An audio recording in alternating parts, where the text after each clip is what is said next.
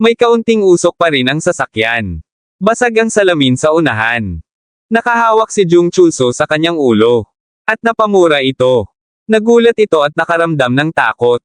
Nang biglang may tumalon sa hood ng sasakyan. Ito ay si Oh Sung-hoon. Napatingin dito si Jung Chulso.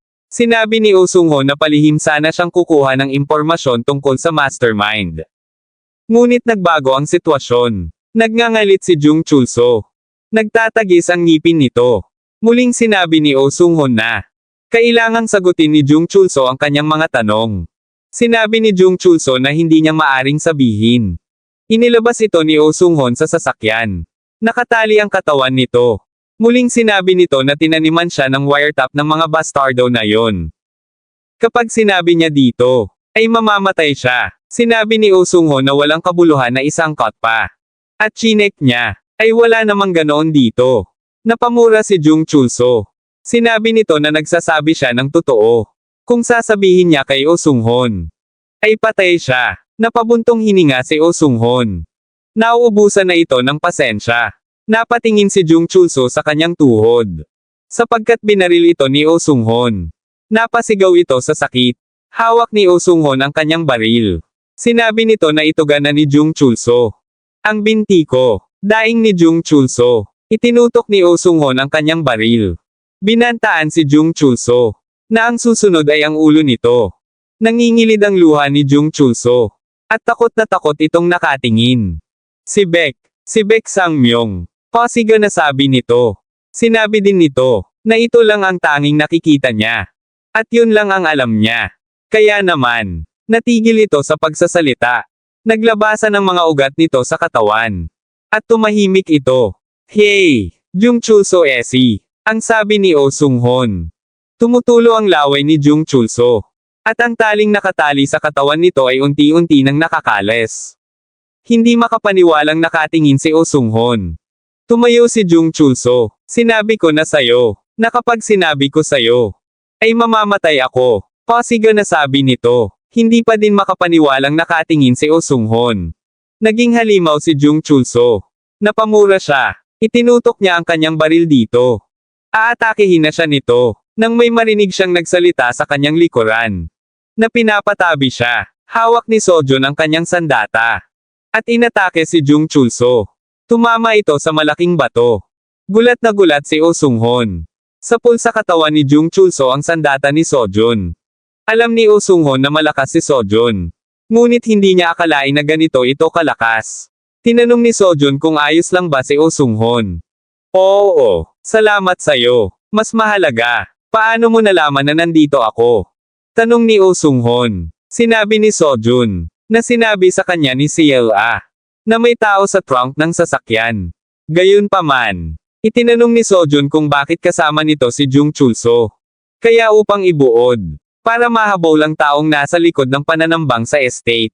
Nagpanggap ka bilang isang mersenaryo. At nakakuha ka ng kahilingan para malaman kung sino ang nasa likod ng pag-atake sa Hunter Auction. Ang sabi ni Sojun. Sinabi naman ni Oh Sung-hoon na oo tama ito. At ang item na ninakaw mula sa auction. Oo, ito ay pag-aari ng president. Sa isip ni Sojun. Sa wakas naiintindihan na niya ang nangyayari. Hindi nila hinahabol ang pamilya ni Ha Jung-so. Ang kanilang tunay na pakay ay ang fragment na nakay President Ha Jung-so. At dahil kinuha niya yung fragment sa auction house, ay hinahabol siya ng mga ito. At sa prosesong iyon, nakidnap si CLA, na pati imbagang si Sojun. Itinanong ni Sojun kung nalaman ba ni Oh Sung-hoon ang taong nasa likod nito. Oo, sinabi sa akin kanina ni Jung Chulso. Sagot ni Oh Sung-hoon. Sinabi ni Oh Sung-hoon, na ang taong sinabi ni Jung Chulso, ay si Baek Sang-myung. Kung si Baek Sang-myung ito, ang tinutukoy mo ba na Baek Sang-myung, ang kinatawan ng Korea? Ng Vulcan. Ang alyansa ng mga panday. Tanong ni Sojun. Oo, siya yun. At nagbago si Jung Chulso. Pagkasabi niya ng pangalan nito. Para siyang naging halimaw. Ang sabi ni Oh Sung-hoon. Napaisip ang dalawa. Medyo napirat ang lata ng iniinom ni Oh Sung-hoon. Sa pagkakahawak nito, sa palagay nito, ang mga bagay ay naging mas mahirap. Kinaumagahan, sa labas ng mga nagtataasang gusali, ay may kausap sa kanyang cellphone. Si Kang Chol-A. Hello, ano yun? Syempre alam ko. Pupunta ako ngayon sa alyansa para sa isang bagay. Anong problema? Mayroon kang masamang pakiramdam tungkol sa isang bagay. Kaya mo ako tinawagan. Grabe. Gawin mo lang ng maayos ang trabaho mo. Sige. Ibababa ko na. Ang sabi nito sa kanyang anak. Hawak pa din ang kanyang cellphone ay tumangala si Kang Chol-A sa isang mataas na gusali. At pumasok na siya dito. Kamusta ang workshop? Kang Chol-A. Tanong ng lalaki. Kamakailan lang ay matumal ang negosyo. Sagot ni Kang Chol-A. Ikaw naman. Baek Sang-myung. Tanong ni Kang Chol-A. Sumagot si Baek Sang-myung at sinabing naging okay naman siya. Tinanong nito si Kang Chol-A dahil nabalitaan niyang naghahanap ito ng isang partikular na materyal. Sinabi ni Kang Chol-A na oo. Hinahanap niya ito dahil sa isang komisyon. Pero kahit anong hanap niya, ay hindi niya ito matagpuan. Hindi tulad ng gobyerno at asosasyon ang nag-uutos nito. At may mga talaan ng materyal na ini-import. At na transaction. Ngunit wala nang natitira sa merkado. Ang mga ito ay palagay niya lamang. Ngunit, naniniwala siyang may nagmamonopolyo nito. Tinanong ni Baek Sang-myung kung ano ang pangalan ng materyal na iyon. Sinabi ni Kang Chol-A na ito ay Plerian. Ganoon pala. Kung gayon ay maghahanda ako ng isa pang metal na maaaring palitan ito. Ang sabi ni Baek Sang-myung. Salamat. Ngunit sa tingin ko ay hindi iyon maari. Sinabi sa akin ng komisyoner ko, na kailangan ng tiyak na metal na iyon. Tanggi ni Kang Chol-A sa alok nito. Tinanong ni Baek Sang-myung kung sino yung komisyoner. Sinabi ni Kang Chol-A na kailangan pa bang niya sabihin ito. Sinabi ni Baek Sang-myung na para sa pag-iimbestiga, na maaaring may kaugnayan ito sa monopolisasyon. Sinabi ni Kang Chol-A, na sa tingin niya ay hindi naman. Ayon sa pagkakaalam niya, malaking halaga ng Plerian ang naipamahagi. Dito, sa Vulcan. Baek Sang-myung, ikaw, wala ka ba talagang alam? Tanong ni Kang Chol-A. Baek Sang-myung, ikaw, wala ka ba talagang alam? Tanong ni Kang Chol-A. Sinabi ni Baek Sang-myung na ito ang unang beses niyang marinig ang tungkol dito. Na hindi ba ang Plerian ay metal na mababa ang demand? Walang dahilan para bumili ng marami. Kung gayon ay wala ka talagang alam. Muling tanong ni Kang Chol-A. Oo, wala talaga akong alam. Sagot ni Baek Sang-myung. Tinitigan ni Kang Chol-A ang kausap. May kakaiba. Ang Plerian ay isang bagay. Pero sigurado si Kang Chol-A na si Baek Sang-myung ito pero parang hindi. Bagamat ito ay may mababang enerhiya, ito ay isang kaaya-aya na kaibigan noon. Pero bakit ang tigas nito ngayon? Parang wala itong emosyon. Napapatanong sa sarili si Kang Chol-A. Kung ito ba talaga ang Baek Sang-myung nakakilala niya? Kung iisipin mo, kumusta ang sakit ng asawa mo kamakailan? Talagang nag-aalala ka tungkol dito kamakailan. Pag-iiba ni Kang Chol-A sa kanilang pinag-uusapan. Ito ay katulad ng dati. Mas mahalaga, sabi mo hindi mo pwedeng i-reveal ang pangalan ng komisyoner mo diba? Kung hindi mo sasabihin sa akin, baka may mangyaring masama sa iyo. Ang sabi ni Baek Sang-myung. Nang makalapit ito kay Kang Chol-A. Pinagmasdang maigi ni Kang Chol-A ang lalaki. Sa isip nito, ay itong lalaking ito, walang buhay ang kanyang mga mata. Sinabi ni Kang Chol-A na ang sakit ng asawa ni Baek Sang-myung ay walang pagbabago, dahil lumisan na ito sa mundong ito ilang buwan na ang nakakaraan. Kaya tinatanong nito ngayon, kung sino ba ito? May lalaki sa likod ni Kang Chol-A. At papaluan siya nito. Sinusubukan tawagan ni Kang Dae-ho ang kanyang ama. Ngunit hindi niya ito makontak. Ayon sa operator, ang numerong kanyang tinatawagan ay kasalukuyang unavailable. Mangyaring mag-iwan ng mensahe. Sinabi ni Kang Dae-ho sa kanyang sarili. Nakakaiba ito. Bakit hindi sinasagot ng kanyang ama ang phone nito? Nag-aalala na siya. Mula noong tumawag ito noong araw na iyon. Kinuha niya ang picture frame ng ama. Yun lang.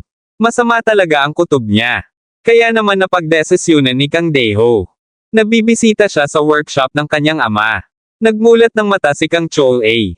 Medyo nasisilaw pa ito sa liwanag. Nakatali ito sa isang upuan.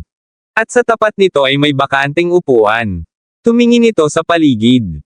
At nagtaka, sa isip nito, ang bagay na nakapalibot sa kanya. Ito ay, Clearen. Lumapit sa kanya ang Peking Beksanmyung. Sinabi nito, na bago siya magtanong, bibigyan siya nito ng babala. Kung hindi niya sasagutin ang mga tanong nito, ay babuliin nito ang kanyang kanang braso. Ngayon, ang unang tanong, kilala mo ba ang witch? Tanong ni Beksanmyung. Ang witch. Ang tinutukoy mo ba ay tungkol sa mga witch mula sa librong pambata? Nagugulumihang sagot ni Kang Chol-a. Wala ka bang nakita? Muling tanong ni Beksanmyung. Sinabi ni Kang Chol-a na hindi niya maintindihan ang sinasabi nito. Sinabi naman ni Beksanmyung na parang nagsasabi ito ng tunay. Kung gayon, ang pangalawang tanong, sinong nag-order ng clearance sa'yo? Tanong ni Beksanmyung. Hindi ko alam. Nag-order sila ng hindi nagpapakilala. Sagot ni Kang Chol-a. Kakaiba yan. Kanina lang ay parang alam mo ang pangalan nila. Ang sabi ni Beksanmyung. Hindi sumagot si Kang Chol-a sa sinabi na ito ni Beksanmyung. Sa isip nito, ang taong hinahabol nito ay si Lee Sojun. Gayunpaman, kahit alam ko, hindi ko masasabi sa'yo. Nakatali ako ngayon. Kaya, sigurado ako na may gagawin ka sa kanila. Ang sabi ni Kang Chol-a. Mahigpit na hinawakan ni Beksanmyung ang braso ni Kang Chol-a. Sinabi ni Beksanmyung, na parang hindi siniseryoso ni Kang Chol-a ang kanyang babala. Diniinan ni Beksanmyung ang hawak sa braso ni Kang Chol-a. Nanlaki ang mata ng huli. At napadaing ito sa sakit. Muling sinabi ni Beksanmyung, na hindi lang niya babuliin. Dudurugin niya ito, para hindi na muling makagamit ng martilyo. Nabibigyan siya nito ng huling pagkakataon. Napaubo. At napasinghap si Kang Chol-a. Tinanong muli ni Beksanmyung, kung sino ang nag-order ng clearance. Pinagpapawisan ng matindi si Kang Chol-a. Ikaw, hindi. Minsang sinabi ito ng tunay na Beksanmyung. Na dapat mong tretuhin ang mga customer na parang pamilya. Sinasabi mo bang ibenta ko ang pamilya ko ngayon? Matapang na sagot ni Kang Chol-a. Ah, ganoon pala. Iyan ang sagot mo. Ang sabi ni Beksanmyung. Na may itim na mahika sa kanyang kamay. Masakit ito ng kaunti. Muling sabi nito. Nang ailapit ang kamay sa nakataling braso ni Kang Chol-a. Mariin na napapikit ng mata si Kang Chol-a. At napasigaw sa sakit. Samantala, sa bahay ni na Sojun, may ipinakitang larawan si Anhai kay Ciela. Itinanong ni Anhai sa anak kung ano ang baka sa Korean. Sinabi ni Ciela, na mo ang baka. Muling tinanong ni Anhai kung ano naman ang pusa. Sinabi ni Ciela, na meow, master, habang naghuhugas ng pinggan. Ay nakangiting pinagmamasdan ni Sojun ang anak. 5 taong gulang pa lang ito. Pero kung iisipin marunong na itong magbasa ng Ingles. Ang kanyang si Ciela ay isang henyo. Natutuwa siyang mukhang masaya ito. 4 na araw na ang nakakaraan mula noong kidnapin ito. Buti na lang bumalik si Ciela sa kanyang pang-araw-araw na buhay nang walang anumang malalaking issue. Kung sakali, nagpunta sila sa isang pediatric psychologist. Pero sabi nila ay ayos lang ito. Bueno, kung isasaalang-alang mo ang kapangyarihan ni Ciela. Kung gayon ay talagang mahina si Jung Chulso kung ikukumpara dito.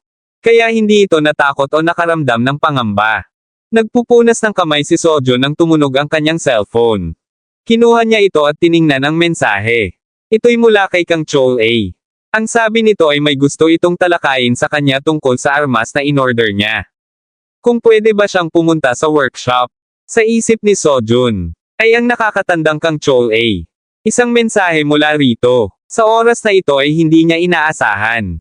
Baka may nangyari. Sa workshop, nakatungong nakaupo si Kang Chol-a. Hawak nito ang isang martilyo, na may tumutulong dugo.